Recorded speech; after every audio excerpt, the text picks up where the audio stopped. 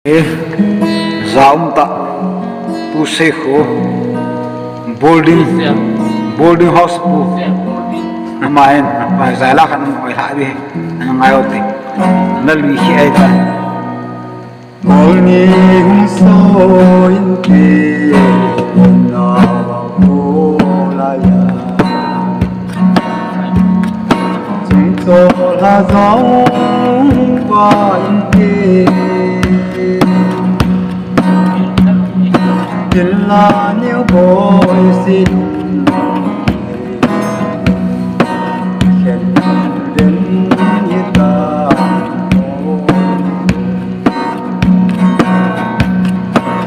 xin cả đồ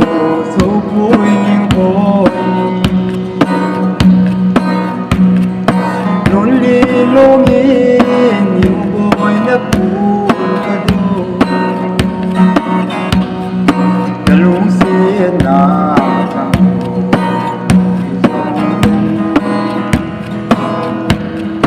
em phố nghĩ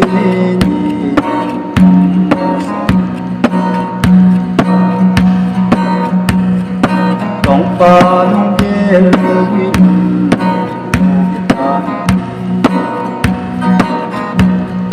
Japung chân na ham sang phan chân thế chế dòng lại đằng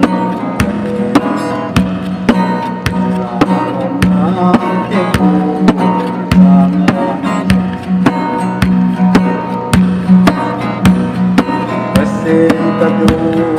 dấu vui nhiều bồi luôn đi luôn đi nhiều bồi nắp buồn ta đồ ta luôn xin na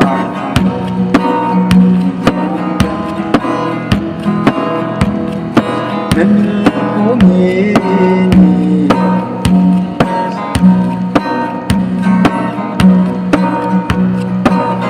Palung gel wilum kita Dapung sema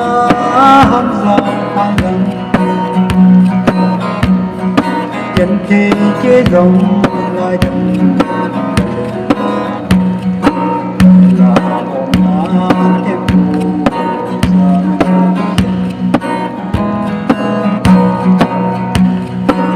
xin ta tu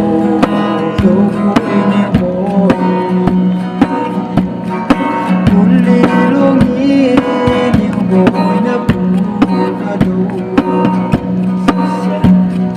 ta luôn xin na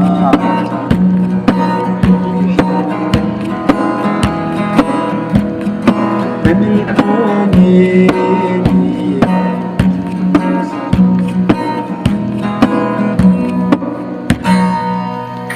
nghỉ xe đi đừng khác ông này